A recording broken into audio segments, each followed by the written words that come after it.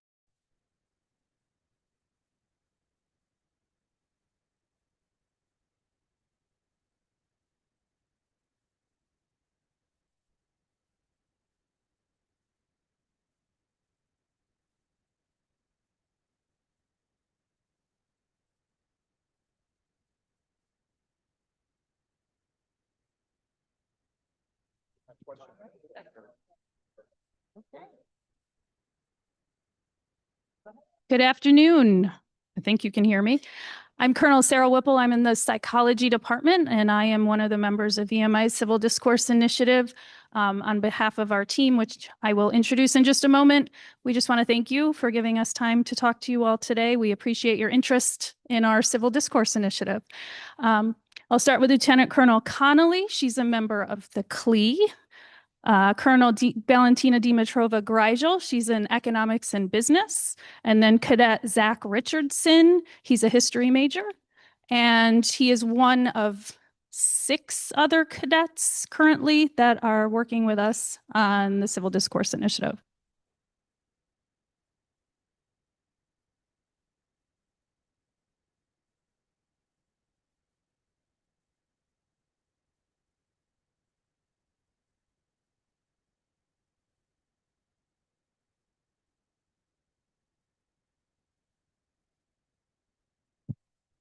Civil discourse.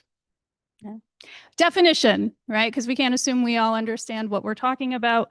This is, as we define it, a respectful, constructive, intentional way of communicating aimed at fostering understanding, especially on contentious issues. Among our guiding principles, which we will leave you waiting breathlessly to see, right? We aim to create what we consider a brave space, okay? And we differentiate a brave space from a safe space. You might have heard of safe spaces. Safe spaces are meant to be emotionally kind of secure.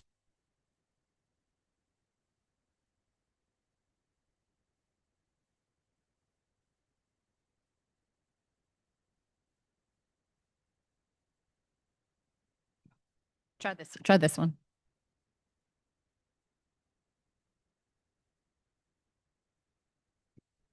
All right. So brave spaces, as opposed to safe spaces, are meant to be a little uncomfortable, right? With the idea that sometimes we grow from the discomfort, okay? Learning how to embrace that discomfort and talk about challenging, potentially threatening things. Second goal of ours, guiding principle, is that we want to enhance cadets' listening skills, that we believe that good leaders are certainly good listeners. And a big part of our debates program is just sitting back and listening, not talking. Thirdly, develop cadets' critical thinking skills. Okay? Whether that is a cadet speaking up and making an argument, typically the best arguments are well formulated, well thought out. And also along those lines, cadets have the opportunity to question speakers. Okay? So questioning sometimes requires you to, think about somebody else's argument and notice that something doesn't add up and be able to articulate that. We also want to teach cadets to have empathy towards others, to understand their point of view, to understand they didn't come from the same background, right? And what actually led to their beliefs and viewpoints. We want to encourage cadets to practice intellectual humility and curiosity. When we're not curious, when we think we know everything, then we don't listen. We think we know everything. We have all the answers, right? So to be intellectually humble and recognize maybe I need to get some more information allows us to be open. We want to encourage cadets to embrace different viewpoints. Okay? They are certainly going to encourage different viewpoints throughout their adulthood. And obviously, we want to model civil discourse techniques, specific ways of taking this into the world, not just here at VMI. Our leadership.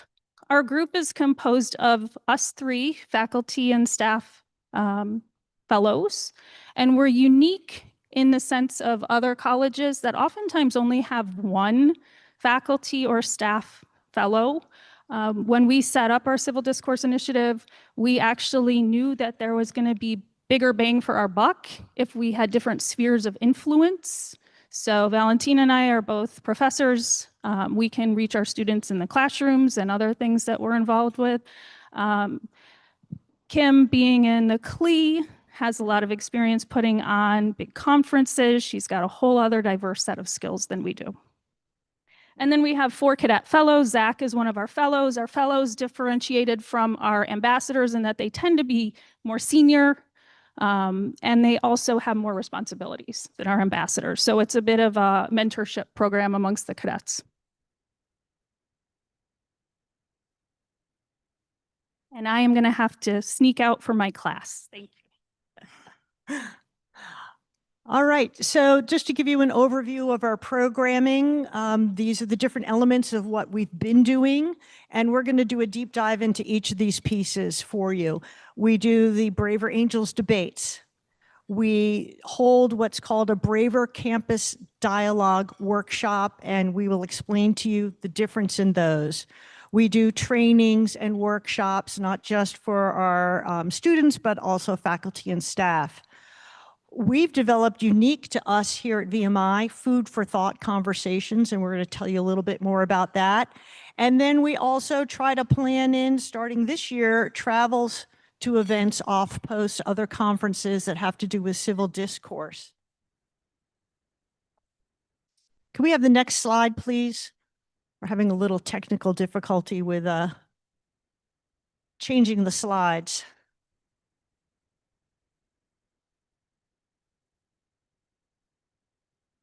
Can we have the next slide, please?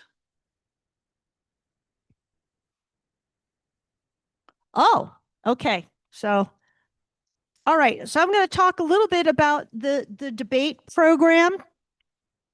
The debates, can I go ahead, or are they still trying to live stream? It's always hard to do something hybrid. The debates use a light parliamentary format with a chairman. And the way we develop the topics for the debates is we come up with our cadet fellows, about 4 or 5 different topics that we think would be of interest. And sometimes they are VMI centric, and sometimes they are more societal, cultural topics. What we do then is we send out an email to the entire Corps of Cadets and we survey them.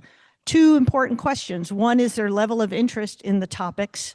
And the second one is, are they pro or con? How they feel about that.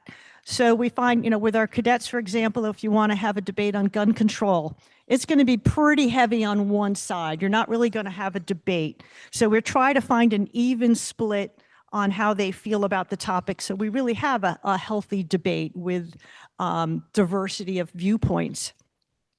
Let's see, I think we need the next slide. So as I said, we use a light parliamentary format, and that means that there's a chairman of the debate. And when we start out with 4 opening speakers, 2 in the affirmative and 2 in the negative. And that's really just to break the ice and get everybody in the audience understand how to participate. So you start with somebody in the affirmative, they give a statement 2 or 3 minutes, and then we open it up to questions from the audience, and they get to question the speaker, but they have to address the question to the debate chair. So it would be, Madam Chair, I'd like to know how the speaker came to that conclusion. So they don't go to the speaker and go, you said blah, blah, blah. So we find just using that very simple technique really changes the emotions in the room. So go ahead and go to the next slide. We're getting this to change over. Can we have the next slide, please? So what I'm going to do is tell you we're just going to give you an overview of some of the different debate topics we've been covering over the last 4 years. And as I said, we try to do every year at least one debate that is very VMI centric, and it's just focused on our cadets and our faculty and staff to participate in. So, okay, go to the next slide. I guess we're still working on the live stream.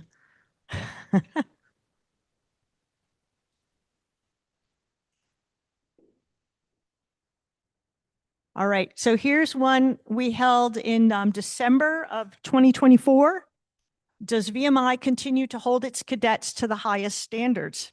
This was a great debate, lots of participation. We had cadet leadership participating and the rank and file, and it was just a very great conversation to have. And sometimes we like to tackle those things that might be talked about behind closed doors amongst cadets, but never never out in the open. So we like to bring these things out in the open and let's have a conversation about it and model how it can be done.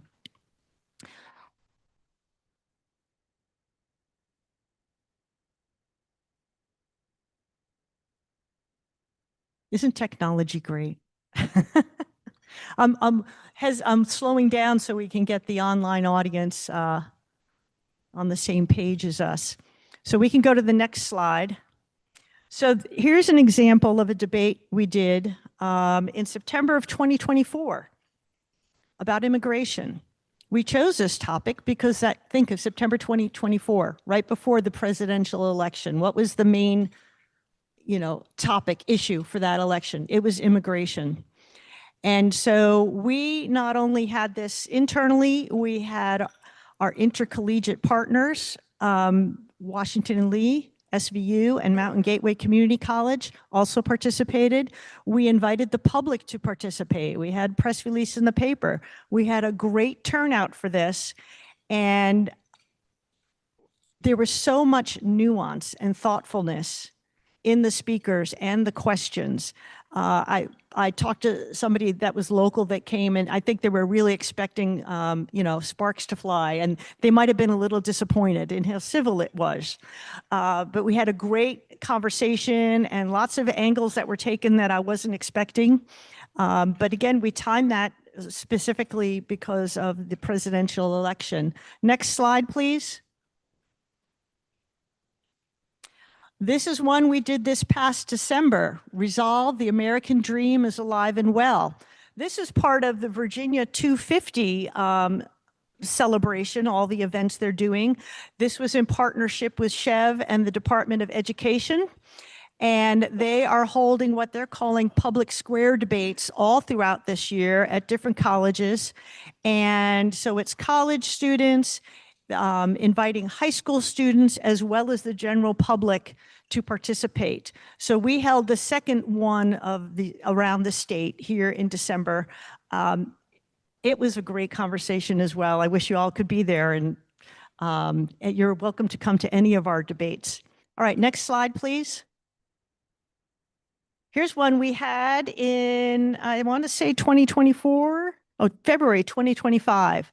Should monuments that are perceived as symbols of oppression be removed from public spaces? As you know, hot topic. Sometimes people don't want to, touch that third rail in conversations. This one had a great turnout. It was intercollegiate. It was open to the public. Again, lots of very, very thoughtful opinions on this. All right, next slide, please. Should K through 12 schools ban controversial books? We had this in the fall of 2024. We chose this topic because it was something that Lexington was dealing with at the time in the school system. There had been opposition to some books in the middle school. And so we thought, well, hey, let's tackle that question. And again, this was open to the public, intercollegiate as well, and lots of different viewpoints. But there was a lot of commonality. And that's what we find with all of these debates, is you do end up finding some common denominators. All right, next slide. So we're part of the National College Debates and Discourse Alliance. I'll let you read this comment from Doug Spry, who is the VP of Campus Partnerships and Director of the National Alliance. So for a little college, we really punch above our weight class. And we have found, because we introduced the first intercollegiate debates in the country, we've reached out to our surrounding colleges to join us. We have now invited the community to our debates because we feel like this tool is something that everybody can use. So we don't want to limit it just to us. We want to share it out and have more people using these tools. So I'm going to hand this over to Colonel Dimitrova Gradzel, and she's going to tell you about the ABCD workshops. Thank you all for having us. So as Kim suggested, we've had a lot of experience with the Brave Angels debates, and we thought that was a very good tool. But at the end of the debates, one of the things we started hearing is, so what's next? What are some actionable items from these discussions that we're having? And luckily for us, at the same time, the National College Debates and Discourse Alliance, who are a partner of ours, decided to develop a new tool called a Braver Campus Dialogue. So that's an ABCD workshop. And if we could go to the next slides, we could even fast forward one more. So the ABCD workshops are very similar to the Brave Angels debates in terms of the rules of engagement, but they are a lot more focused on solutions. So solutions-based community conversations. That's the idea of the ABCD workshops. There's a lot more interaction, and at the end, people can walk away with certain actionable items. The first ABCD workshop that we actually held was on the athlete-non-athlete divide. We had a really good debate on it, but the workshop actually focused on some solutions. We invited our athletic director, Jamal Walton, to the event. We also invited the coaches. So we had, Jamal was very enthusiastic about the idea. He came to the debate, the coaches came to the debate, not the debate, the workshop. We had athletes, non-athletes, we had staff from the commandant's office at the discussion, and it was really great. Students came to us afterwards and said, you know, this is a wonderful event, we want to do more of this. Now, this was our first event, so we hadn't really kind of tailored our approach to how we really wanted to walk away from it. So we took some notes, but we didn't really take very detailed notes at that particular discussion. As you will see in your packets for the next ABCD workshop, we actually took a lot more detailed notes, and we have refined our approach to how we do that. In your packets that I think Bill distributed, you should have some of the key takeaways from the ABCD workshops that I will mention today. So you can just look at some of the deliverables on these. I should point out help received. We did take the notes and we put them in ChatGPT. We produced, sort of asked it to consolidate a little bit, and then we produced a report based on that as well. If we could go to the next slide. So what we decided to do next is to expand it. And we said, well, our cadet fellows had given us feedback that they wanted to have more engagement with the local community. So we decided to have a discussion on how to improve the local economy. We not only had that as an intercollegiate event between the 4 schools that Kim mentioned, but we also invited our local elected officials. We invited the city managers of Lexington, BV, Rockbridge County, the Economic Development Authority representatives as well. We reached out to the local community, to entrepreneurs in the local area, and we had a really good discussion. Now, I don't know if you can see from the pictures, but there was a very good intergenerational component. There was a lot of interactions between the community and our students, and I think the students really liked that component. As a result of this, we actually took very detailed notes. We produced a report, and we sent it to all of the local governments and the Chamber of Commerce. They invited us to go and talk to them.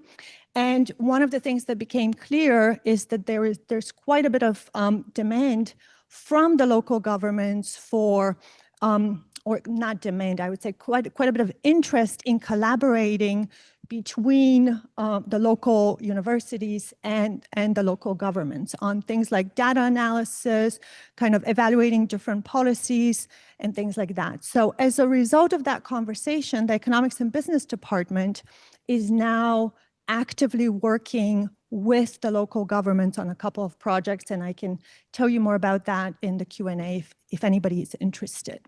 Can we go to the next slide, please? Another ABCD workshop that we had was on how we can use AI at VMI to support creative critical thinking. This was an event that was open to faculty, staff, and students. We actually invited two of the cadet honor court representatives, the honor court president and the representative for education, to come and join the discussion. In your packets, you will see we've refined our approach even further. We actually had started writing down what the issues were that were identified and then focus the solutions based on those issues. So we're trying to tailor our approach to make it a little bit more rigorous as well. Can we go to the next slide? Two more things that I want to mention are workshops and trainings. So in addition to the Brave Angels debates and the ABCD workshops, we did a training. It was about a half day for 25 people. So faculty, staff, and cadets. We had a really good mix of all three on cultivating curious individuals, teams, and organizations. That was a great event. It was an external person who came and did the training. We're planning a couple of other events like that in the fall. And the idea is that we want to provide more opportunities for the VMI community to gain more skills and knowledge on this topic. We also did an in-person debate training. That was a joint event with SHEV and the National College Debates and Discourse Alliance. And we had faculty and staff from across the Commonwealth come to VMI. As a result, I think we're pretty proud of that. A lot of schools in Virginia actually started working with the National College Debates and Discourse Alliance and are working on civil discourse. So that was great. And now I'll pass it on to Zach, who we've saved the best for last. So, thank you, RDG. If we could go to the next slide, please. And the next slide, please. Awesome. So this is the kind of the fourth branch of the civil discourse initiative that we have here. It's called these food for thought conversations. They are informal lunchtime conversations between cadets and faculty and staff members as well, where we take 30 to 45 minutes, sometimes up to an hour, to talk about sometimes a recent speaker at the CLE here will have brought up an interesting topic. Most recently, it was the death penalty and its constitutional history in the United States. It was great we had those two speakers come and sit with cadets, and we were able to learn more kind of the in-depth history of it and debate how we feel its implementation is being used today. As you can see, there's some other topics up there which we've discussed over the past 2 years that I've been here. And it's really I enjoy it most because it's a great time to engage with your professors outside of the classroom in a more informal setting. You get to hear, obviously, their tenured advice from the academic standpoint, but also how they feel as members of the community and, of course, as citizens in general. So these are more informal. I think the attendance that you get at these events really show which cadets are committed to the Civil Discourse Club and what we're doing because they're carving time out of the busy middle of their day to come to these kind of things compared to the debates we usually hold during dean's time hours in the evenings when cadets are a little more available. So this really, I think, is a tight group, some more open conversations in a very relaxed setting. Go to the next slide, please. And then I wanted to highlight something that we took myself and 4 other cadets to last fall. This was a part of the VA 250 initiative with the Karsh Institute at UVA, an awesome democracy 360. Basically, what our club is a part of, a civil discourse initiative between several colleges throughout Virginia, where we amended the current constitution and tried to translate it to kind of Gen Z terms, like what, as our generation, do we think our government needs to amend and work on to better represent and provide a democratic approach to the way that we're administering what we do in our nation. And it was really great to as VMI cadets, we have this awesome experience at VMI with a military emphasis and the service. But it was really interesting to hear, students from other colleges, my age, a little older, stuff like that, and their perspective on where we're going as a nation and what they value. I was surprised, honestly, at how similar we were, despite the totally different college experiences we're having. I think being in Virginia, I think being close to the center of politics, like we are with DC, just a couple hours up the road, really, gives everyone a sense of responsibility for what our nation is doing and where we want it to grow in the future. And go to the next slide, please. And then finally, this is basically a reflection of what I just said, that this initiative is super cool. And I got involved primarily because I was interested in kind of being able to engage with other colleges and certainly faculty members and members of the community outside of VMI. I thoroughly enjoy the speakers that we bring into VMI and the other opportunities for cadets to share their perspective on the college experience, where we want to go in our careers, in our military professions and such like that. And so civil discourse has provided kind of another leg to VMI stool for me, which is the broader impact of how do we explain the VMI perspective to other colleges, to other people in the community. When I go home to North Carolina and people are like, "What's VMI?" I definitely bring this in that, yeah, I go to a military school. I go to one of the most prestigious military schools in the nation that prioritizes honor and individual development and character above all. But we also are the tool for our nation that will be used to bring us to the next level of the future. And as part of that tool, we need to understand the diverse opinions and motivations that other Americans have who don't understand the VMI experience. And so CDI, the Civil Discourse Initiative, has allowed me to kind of express those views in a way that I think the rest of society outside of VMI can get their head around a little easier. Go to the next slide, please. Next slide. Next one. Awesome. And then finally, we just wanted to invite y'all in the fall, upcoming fall, Monday, September 21st. We will have a ABCD workshop, as explained earlier. And the topic for that one will be, how can we foster integrity and not just compliance within the VMI system? Something that we've talked about before among the cadet fellows is, we've got the honor code, we've got the regimental system. We do produce honorable and character-driven cadets, but we think we can do a better job of, as General Furness said before, getting the 15 to 10%, which is probably 5 in reality, that are toeing the line and maybe not fully transformed by the VMI experience in the way that we would love them to be. How do we get those cadets to really buy in, and how can we, is there any way we can reform the system or suggest some reforms to the system that would allow those who are here and are participating in VMI but maybe aren't bought in to VMI while they're here? How can we get them on board with that mission and really get them to give back as much as VMI has given them? And we will now open up for any questions y'all might have. Do we have microphones? Awesome. With what you guys are, I think what you're doing is fantastic. I think what you're doing is great and badly needed on a national level. But I would also say, have you thought about doing any exercises where you have a disruptor in and how you would professionally handle a disruptor in the process? Because that's real world. You get somebody that wants to filibuster you or disrupt the meeting. How are you going to handle that? So the national program offers debate chair training, and that's part of that training. And some of it is, when it happens, you just have to handle it because of disruptions in different ways. But the way the everything is set up, the format really helps you with that. And part of the reason for the debates is having the 4 opening speakers is now they're modeling, the behavior.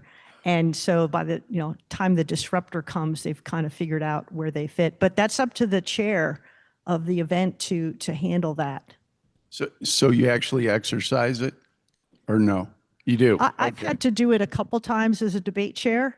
But can we practice it more? That would be something interesting to do. Yeah, if I could add, so part of the training to be a debate chair, our cadet fellows take that training.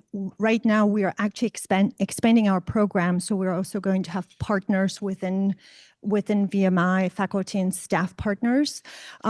What we're planning to do is actually have a training, a detailed training in the fall that will partly be about this, right? If you have somebody who is not following the norms, they are continuing to speak, they're disrupting other people, they're not doing that. How do you handle that? But I do agree that maybe we can really focus and maybe do a more tailored training that would get people to practice as well.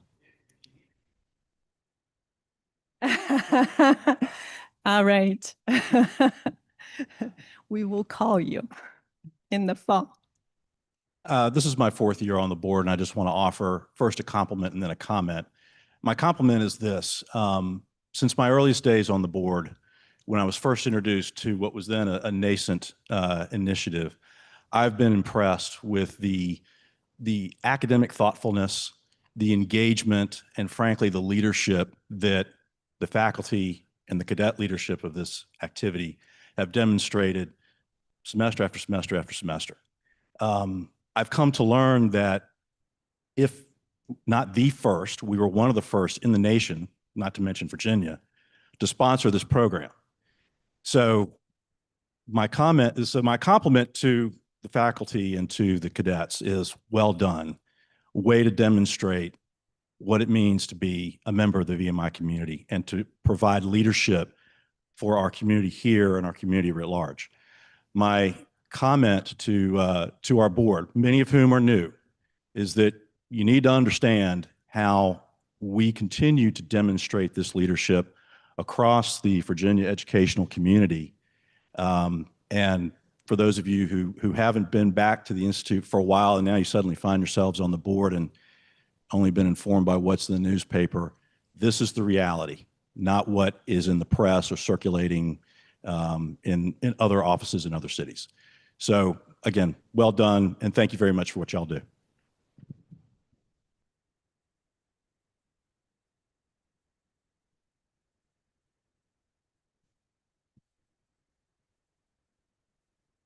Just a very simple and practical question. Is there a place we can follow for calendar of events or know what's coming up?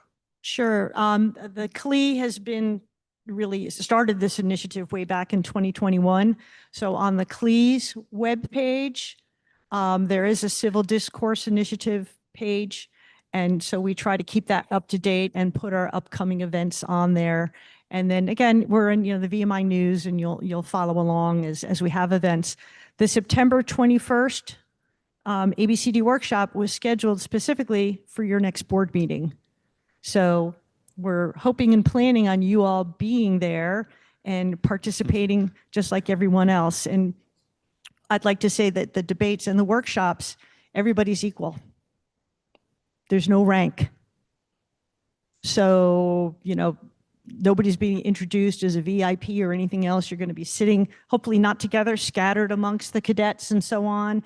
And everybody, their opinions are equally valid and welcome. So September 21st, that should be part of your board packet, that you'll actually get to see this in action and help us come up with solutions.